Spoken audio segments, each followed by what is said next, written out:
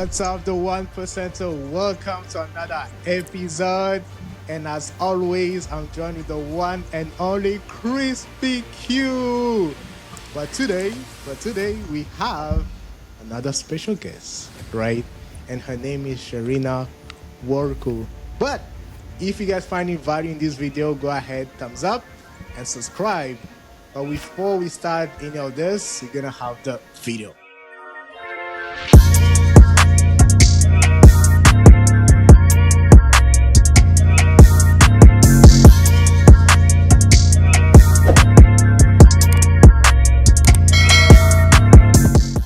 So on today's podcast, we have a very special guest. Her name is Sharina. She's the CEO of Feirie. She's a world champion, a national champion with Enactus. She is an incredible entrepreneur, consultant, just a well-rounded person, right? And so, Sharina, could you tell us a little bit about how you got into doing what you're doing? Yeah, absolutely. Well, thank you so much for that very nice, gracious introduction.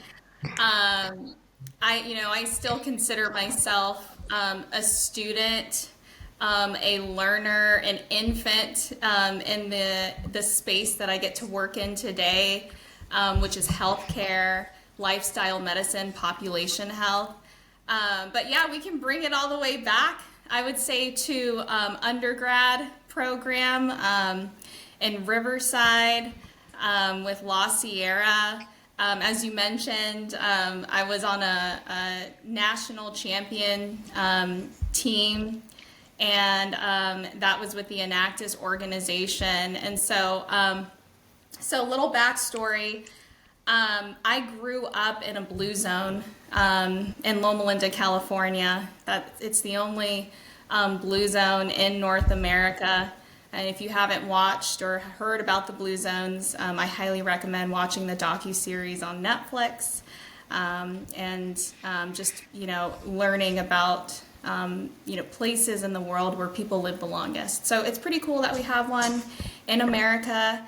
So I grew up in this blue zone, which is predominantly, the people who live here are mostly in healthcare.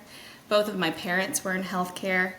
And so there was a period of time where growing up, I'm like, oh, I'm going to be in healthcare. I'm going to go to med school. I'm going to do that whole life. And then by my senior year of high school, I started to become a little bit more serious, or I guess realistic, about who I was and my strengths. And I think I've always been entrepreneurial.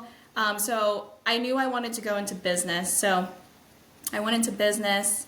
I started off as a business administration major, and then sat down one day with my advisor, and he said, well, what do you want to do with this? And I said, I don't know.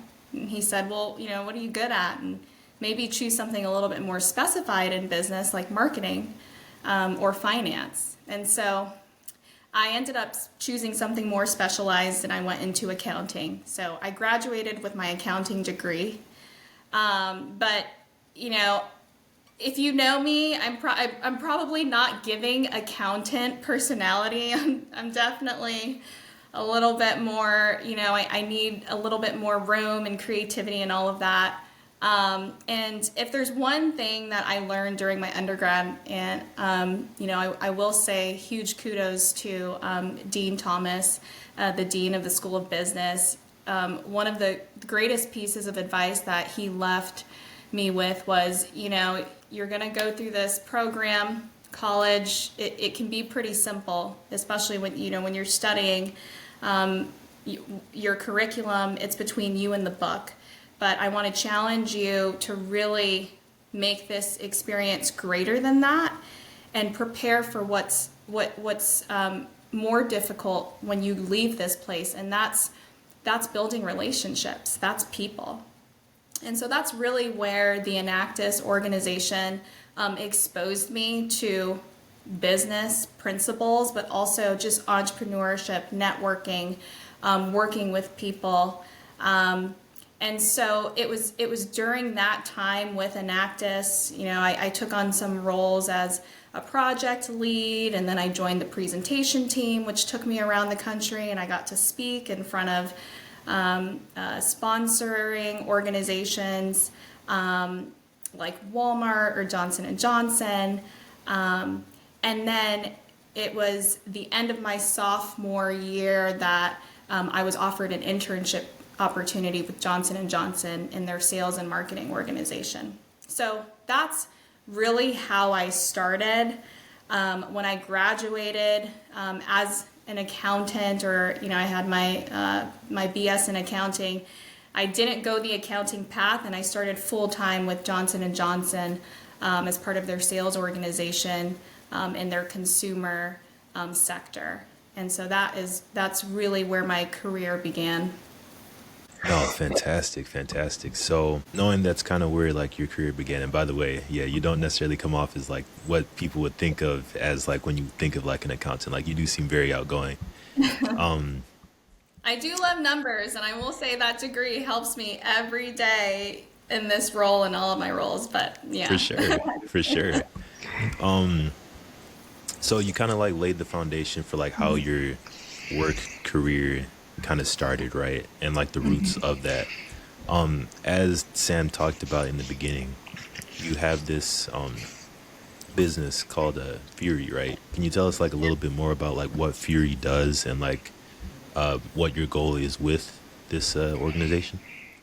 Yeah, absolutely. So I'll continue the story, and then can talk about how Feirie was born from that. So when I was with J&J, I worked in their sales, analytics, and customer development organization, and it was really in that experience that made me embrace the whole idea of being truly customer centric. And our customers at the manufacturing level were the big organizations like Walmart, who I service while I was with the company. I then left J&J, and then started working for Amazon in their merchandising vendor management organization, and then joined their product manager and development team, where I was exposed to building capabilities and technologies internally and externally. And so it was really those experiences combined that led me up into that point in my career, where I had all of a really broad and diverse understanding of business, specifically in the consumer packaged goods space, the retailer space, the hardline space. But there was really something inside that felt like when it came to community and impact and service, that was just an area that wasn't being met personally. Now, I have a really good friend who is co-founder and president of Feirie. Her name is Amanda. We met each other at La Sierra in business school about 13 years ago. And we've been very close friends ever since.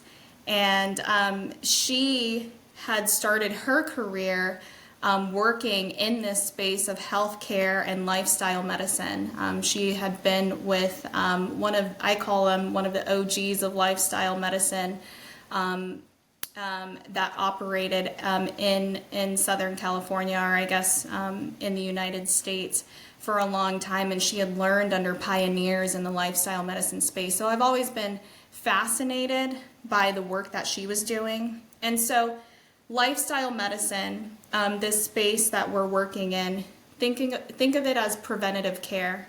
So the story is 80% of the chronic diseases that exist today are directly attributed to lifestyle.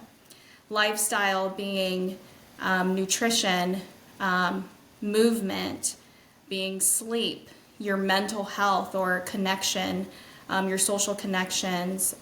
It also includes using substances like alcohol or tobacco. And so just think, 80% of chronic diseases that that are so common today, especially in the United States, diabetes, hypertension, 80% of these things are attributed to lifestyle. Over 90% of our healthcare dollars are spent on chronic diseases that are all preventative. And that's, I think today, the number is just absurd. And so if you think about, as an organization, as an employer, if you are paying, if you're paying or you are accountable for your employees' health, and that means that you're paying for their health insurance, how much does that cost you annually if more than half of your workforce has a chronic disease? And so that's the space that we're in. So Feirie, our mission is to make communities healthier. And we do this by building tools and solutions at the organization level. You can be an employer, you could be a health plan, you could be a health system or a hospital or a physician practice. And we build tools for you to make lifestyle medicine, prevention accessible and scalable for your community. No, that's actually very, very profound. And as you were talking about you and your friend, what'd you say, Amanda was your name? Yes. Kind of reminded me of me and Sam. I met this man in business school over at La Sierra University. So for any of y'all watching out there, shameless plug, La Sierra University, you can find some good connections out there. You feel what I'm saying?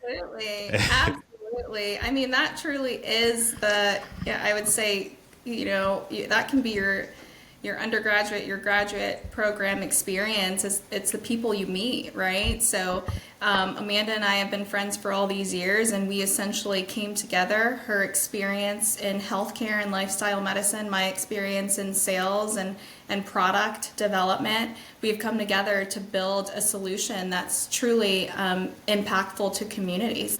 So I have a question. So how did you guys came up with that idea? Was it around like Starbucks? Like where did all that conversation happen from thinking to execution? Oh my goodness. Yeah, I could say there were a few Starbucks meetings here and there, but truly it's not like this was born overnight. When we look back, maybe things, started happening pretty quickly, but again, I will say, this space, healthcare, lifestyle medicine, healthcare has been, existed forever. Lifestyle medicine, there's over 40 years of data and research that exists in this space. And I would say in 2020, so really the pandemic has really accelerated people's awareness around chronic disease, inflammation, having a healthier immune system. So now the demand for this information,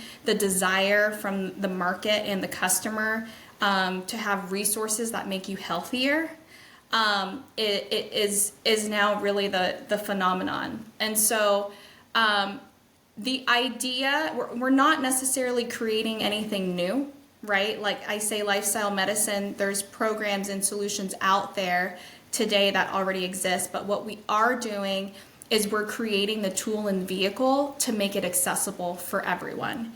And really, my co-founder Amanda, she comes from this space, she's worked in it, she really understands the customer need, and the customer's demanding for a solution that's affordable for them as an organization so that they can scale it across their organization and community.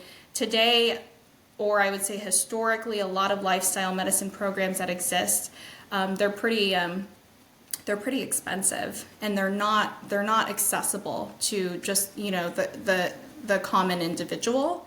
And so one of our approaches is, our solution isn't to charge or make profit off of the patient or the member, but we work with we contract with the organization at the organization level who pays for it. And this could be through, a wellness fund. If you're a health plan, that would be value-based care dollars. And so the idea really is to maximize the healthcare dollars that already exist, but utilize it in a way that's going to give you a higher return, a healthier workforce or a healthier community, and a reduction in healthcare dollars spent. Yeah, you did mention that doing. So okay, let me phrase it this way. What are some skills that you gain from Johnson and Johnson and Amazon that you're actually using in your current role? Yeah, that's a really good question, and it's always exciting to see on the day to day like what skill or experience I've had that I can pull from my toolbox that I can use, and so from J&J, I will say just that customer-centric approach that was really instilled in me as a salesperson with that organization. That's just a posture that I carry and maintain in this role, right? So we have contracts, we have clients, and for us to remain in a posture of always serving the customer, making sure their needs are met, thinking ahead and giving them the tools to succeed. That's really just a posture. And so that's, I would say that's a foundation for me in the ways that I work. And I would say the way that my team works as well, right? So we have an amazing team. We have a chief medical officer who's an MD. He was an ER physician. And he's also a lifestyle medicine doctor in his region. And so, when I'm talking about being customer centric, he's very patient centric, right? And so that's just a posture on our team that we maintain. And then with Amazon, it's funny because they're a huge organization. And I remember when I first joined the company, one of my mentors and recruiters told me, a lot of people when they leave Amazon, they end up starting their own companies. And it's because they still operate like a startup. They're still very scrappy. They get their hands dirty. They're not afraid to execute, make decisions. At Amazon, everything is a two-way door. So if you go out the door, you can still come back in if it wasn't the right choice. And so I think just that philosophy carried on. It's ironic. Someone told me when you leave Amazon, you'll start your own company, and that's essentially what happened. But that posture of being scrappy, getting our hands dirty, Amanda and I as founders, I think that's something that we've had to learn, right? Is like we're definitely people who are willing to get our hands dirty and do the work. But now that as we're growing a team and bringing on, team members who are experts in their fields, and I would say smarter than us in their areas of expertise, being able to let go and focus on the high level strategic thinking and visionary work that the company requires. That's kind of like been a learning for us. But I will say from Amazon, they definitely taught me and left me with the skill set of not being afraid to just go for it and get my hands dirty. No, absolutely. And those sound like very necessary like tools to have like as like a CEO or like a founder of a company. So kind of relating to that though, because you said that both you and Amanda kind of share the founder role. And I don't know if do you guys share the CEO role as well, or? I'm CEO, Amanda's president, but yes, we're both co-founders, and I'm glad that you bring that up and I'll let you answer your question. Highly recommend, when you're a founder, to go in with a co-founder or a few co-founders is something I'd highly recommend, especially for that diverse thinking and experience. Oh, absolutely. Could you educate us a little bit and also the audience about like the difference between the CEO role and then the president? Yeah, absolutely. So I think that it can look different depending on the organization. And so, at the beginning of this, along with legal counsel and also counsel from our advisors, so we do have a chairman of our board, we were very clear on laying out the separation of work, who's responsible for what, right? So just naturally, and I say this naturally, like what's cool about a startup is very early on, especially when you're a small team, you really have the ability to create roles that make sense based on skill set, right? And then you also have the ability to kind of stretch team members based on their skill set. So their role might say one thing, but if they have the ability to work on other work streams of your company, then you have the ability to create that path for your team. So for Amanda and I, naturally, she's more customer facing and customer development facing because she has the relationships with clients. She's worked in the healthcare and lifestyle medicine field for over a decade now. And my role is really in like the sales and operations, even finance. So with my background in finance, accounting, when I was at J&J, it was analytics and reporting. So that's really naturally where my leadership is. And then also with any legal, like communication with our legal teams. And then there are some shared responsibilities with marketing, but we also have a chief technology officer as part of our team, and he leads our technology department and initiatives. Right. So, when did you realize, or at what stage should a startup consider having a board? Yeah, it was pretty. It was pretty early on, probably near the end of year one. And the reason why we felt it was important for us to have a board and a strategic group of advisors around us is because the space that we're operating in, being healthcare, those relationships are just very important. And I will say a lot of our clients, CMOs, chief medical officers that we work with, they also are medical doctors or PhDs, and so it was important for Amanda and I. We both are really the business side of our company. It was really important that we have a team of advisors and team members who have those credentials that are respected and have a lot of credibility, especially in the healthcare and population health space. And so I think that's also the exciting part and humbling part of being a founder, being a co-founder, being a leader, is that when you are starting a business, hiring talent that you would consider smarter than you, especially in fields or in industries that you don't have expertise in, is important.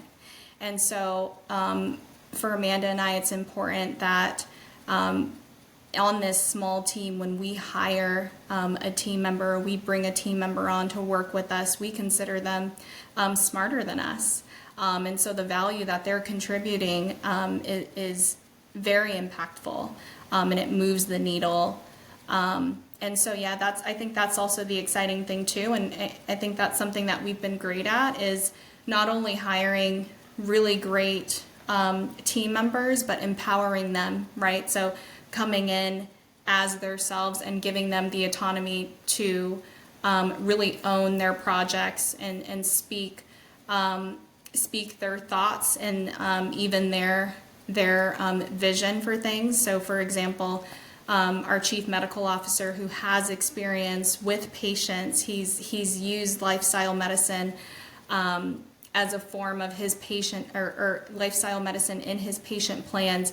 His input, even on our technology and the way that we deliver education, is so important. And that's a huge reason for why he's on our team.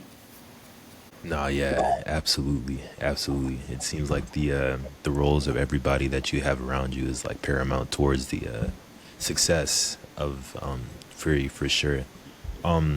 Talking about like your specific role though, with like all the moving parts that comes with having like a startup, what would you say?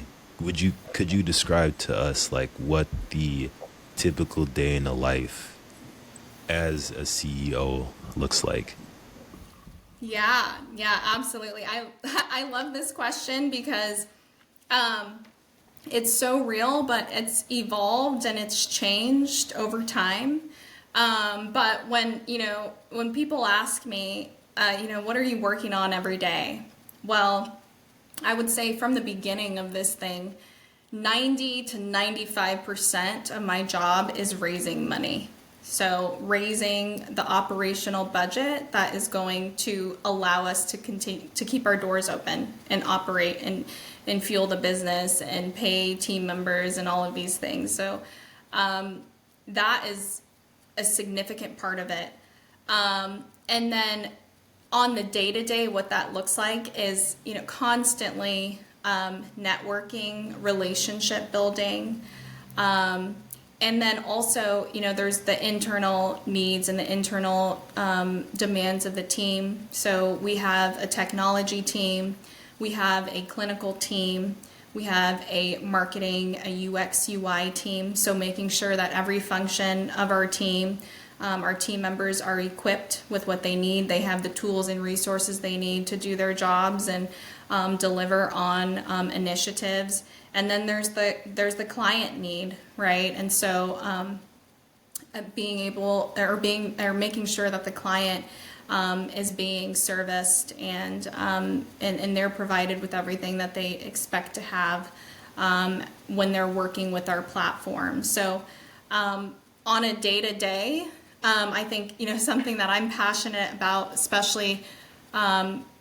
founders, co-founders that are coming into this space, is especially when you're coming from kind of a corporate structure where your calendar is already set.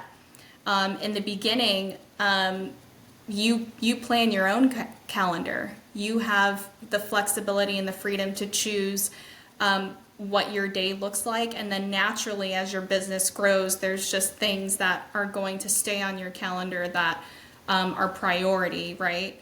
But something that I'm passionate about is, I'm in lifestyle medicine, so it's important that if I'm talking about chronic disease prevention, and I'm talking about preventing or I'm talking about living a healthy lifestyle, what am I doing to keep myself accountable and true? So things that I can't compromise on are my physical health and also my mental health. I think, the way that I show up for myself and the way that I show up for my team is directly correlated to how I'm feeding my body, how I'm moving my body, how I'm living a healthy lifestyle to show up in the best way that I can. And so also built into my schedule in the mornings is my workout. Built into my schedule is my stress and relaxation techniques, and just the things that are important to holistic living. And so that's what we teach, and that's also how I strive to live. And a big piece of that is community. So I am involved in some nonprofits in our local community, with the Boys and Girls Club and Unforgettables Foundation. And so that community pillar for me is also important. My involvement in giving back to the community that, surrounds me. No, yeah, absolutely, absolutely. I mean, the best way to lead is to lead by example. Absolutely. So, getting on top of that yourself, I feel like people who are interested in Fury like would be able to see that, and it'd be that much more type of a motivation for them. You mentioned a big part of your job is like raising money for Fury, right? Yes. How would you say that you've found investors for this this business?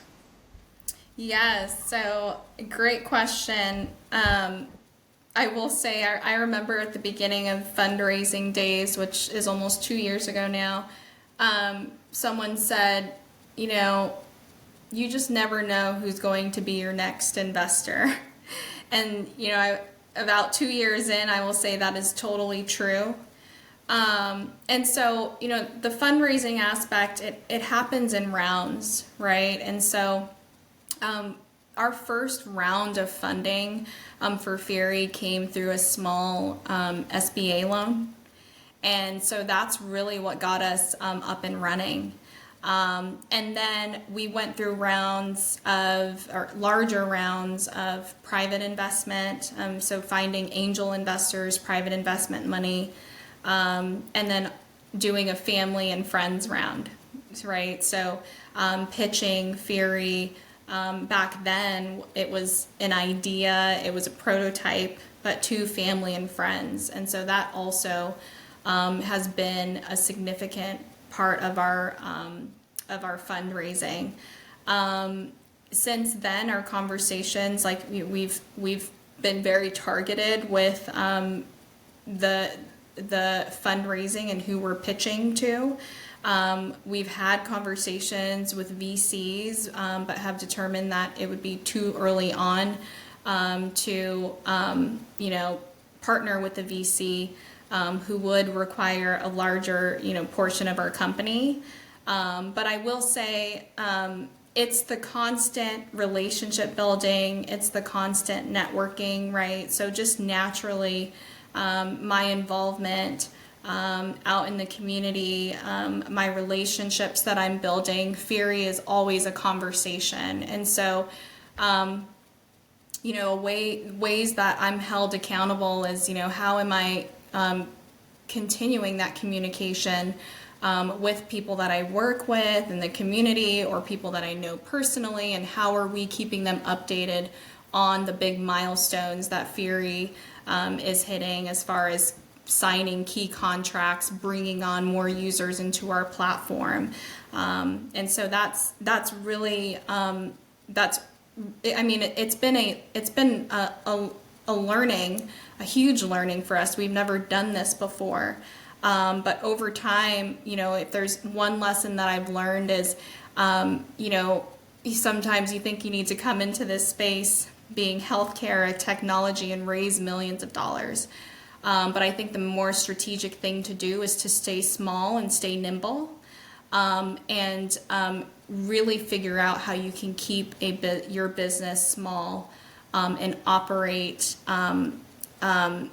responsibly, financially responsibly, until that the time is right. You'll know when you're going to need the millions of dollars. But I think the game in a startup is staying as small as possible. Right. So you did mention that you talk to family members and talk to different people, right? So what group of people is the hardest to convince to put in money in your business? Because I know sometimes family, I say, so which group, right, is it hard to convince to give money to? Which group is harder?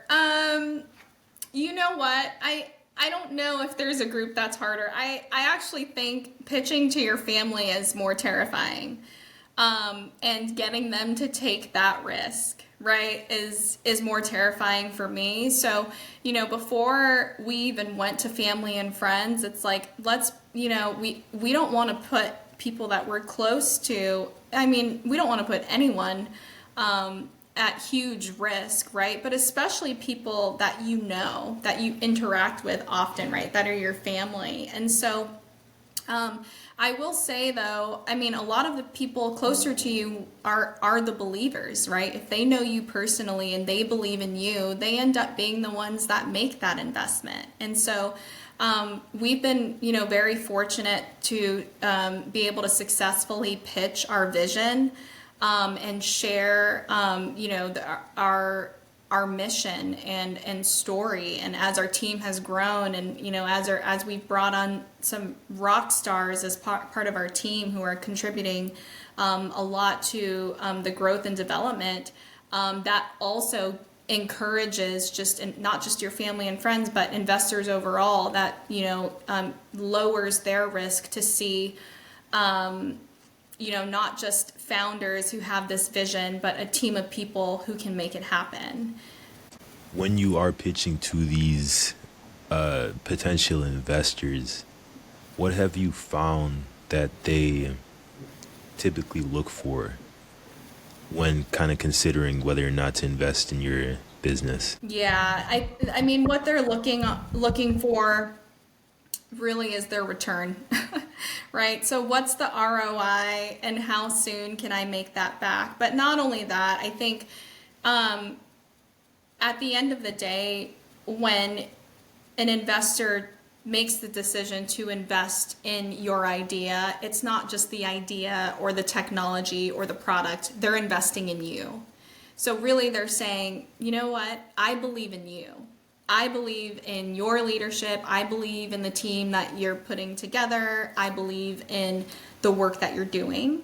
So pretty early on in our learning, we learned the idea from a serial investor and entrepreneur out of LA. He talked about putting together an investor avatar.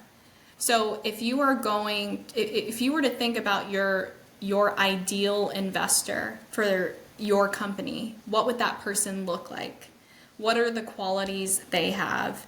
And one of the first things he recommended is number one, you want to have an investor that believes in what you're doing, right? So for us, we desire investors who believe in lifestyle medicine, right? We're not trying to pitch you this idea that you're not if you believe that your lifestyle dictates your overall health trajectory, great. We want to talk to you. But if you're someone that's I don't really believe in that, sounds kind of finicky. I believe in, I believe that if your parents had diabetes, then you're going to have diabetes, no doubt, right? So that's a different conversation. And so that's really one of the biggest qualities of the investors that we look for, are investors who believe in lifestyle medicine, and a lot of them already have a story, right? And so stories are really what connects the vision to impact, because a lot of people are impacted. The people that we know, our investors, are impacted by chronic disease. And so if they have their own personal story that's connected to lifestyle medicine and chronic disease prevention, then that's a plus. Right, and on that theme, right, of story sharing, you did mention at the beginning that you traveled the world, or at least America, and then shared the story about the incredible work your team at last year was doing, right? And so there's a picture of you guys winning the trophy, right? Yeah. I had the chance to take part in that with God's Father you guys did, right? And so what was the emotion, right, running to your head as you guys finally won? There's actually a picture of you. Yeah, can you tell us what was going on in your head at that time? Oh my goodness. I think I know what picture you're talking about. And I mean, it is not the best picture of me because I think I was sobbing my eyes out. It was just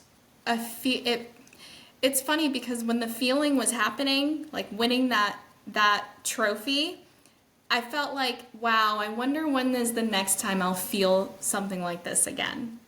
And when I think about where that comes from, like I guess reaching the peak of that mountain, it was just thinking back to all of the long hours that were put into that presentation, all of the hours that were put into the projects and the people that we worked with in the community, thinking about, you know, all of the even disagreements with teammates, like the relationships that we were all invested in leading up into that point. I mean, that was really where all of the emotion came from. You think about there's the victory, but then you think about the climb. And when you reach that and you look back, you're like, wow, that was all worth it. And so, yeah, I mean, I don't know if I answered your question. That was, that was such an amazing feeling. And it's kind of cool that you're asking me that because I'm just thinking about all of the work that we're doing with Feirie, right? And thinking about all of the hours and, you know, the sweat, blood, and tears, the failing and failing fast and learning from our mistakes and reiterating and rebuilding a technology and thinking, you know, when we get to, you know, who knows the end of this, right? What is that feeling going to feel like? Right. And so, still on the theme of story, right? It's very important the story you tell yourself, right, as a person. What are those stories, right? And so, for you, what are the stories that you constantly tell in yourself? Wow. Yeah, that's powerful. Man, that's deep. I didn't know. That's Hey, really, we're going deep. I know, geez, putting it all out there. Well, you know, entrepreneurship, this story of Feirie, co-founding this small and mighty team today, it's been a spiritual walk for me. It really has been an internal journey.